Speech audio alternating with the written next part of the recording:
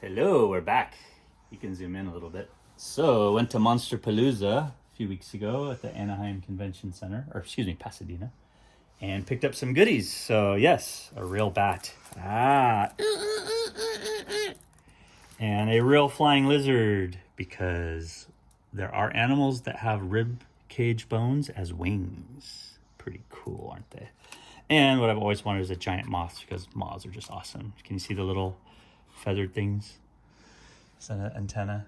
Yeah, pretty dope, right?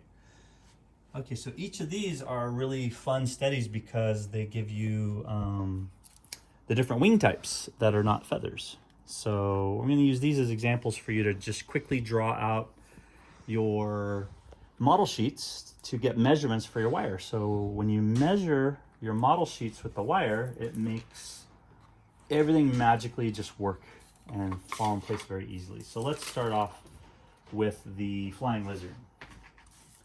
All right, so the flying lizard, you'll see in here, you see the little rib cage bones coming down here, and they're pretty cool. They live up on the top of the canopies and fly from tree to tree.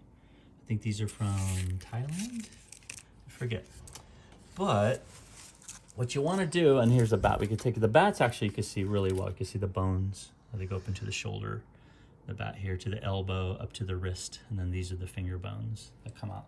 So if you want to play around with any of these with a wire sculpture, it's not a bad idea to just get going with your muscle memory and always just do some really quick model sheets to measure your wire with. So what I'm going to do for this part is going to just doodle some simple shapes here. So we'll start off with the lizard, right? So the lizard's gonna have a head. And so you'll need, oh yeah, let's make sure we get the materials. Paper, get a stack of cheap white paper. Doesn't matter what it is. Get a bunch of cheap graph paper, and then get a pack of cheap tracing paper. And use it liberally. Don't try and skimp and save your paper. You wanna use your paper up when you're doing these, because you can layer the paper, especially if you add the tracing paper in.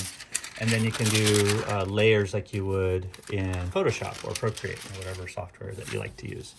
So for this particular one, I'm gonna just use a plain white paper, and we have our ruler and our pencil. There it is. Okay, so for this one here, I'm gonna make sure I have a straight line to start with, and I don't need the graph paper for that. I can actually see through the paper a little bit, and everyone should have a cutting board of some sort. If you don't have a cutting board, get what's called a munch board. So I just wrote munch on here, whoops, in pencil. Munch. Yeah, the munchy board. This means you're gonna drill into it. You're gonna be able to freely cut into the board with whatever's above it, and that way you don't worry about drilling holes into your table. So this is a munch board that we're gonna need.